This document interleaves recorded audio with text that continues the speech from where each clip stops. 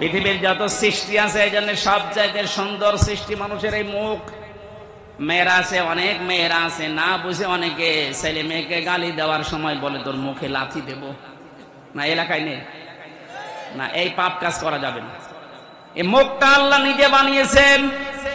আল্লাহ পাক বলেন আমি বানালাম কি করে জানো?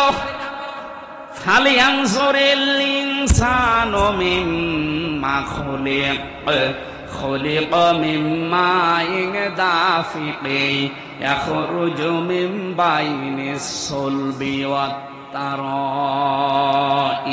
বলেন আল্লাহু আকবার। মানুষকে নজর করে দেখে না যে কি জিনিস দিয়ে তাকে বানালাম।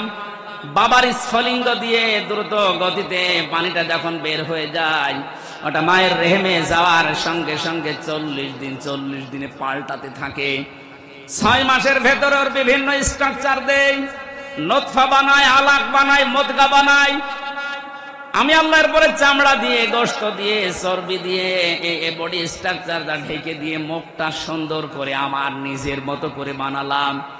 বিজ্ঞান এখন প্রমাণ করছে এই নাপাক পানিটা দিয়ে মায়ের পেটের ভেতরে আল্লাহ পাক 4টা জিনিস বাবার এই নাপাক পানি দিয়ে বানায়: চুল, রগ, হাড় আর পর্দা।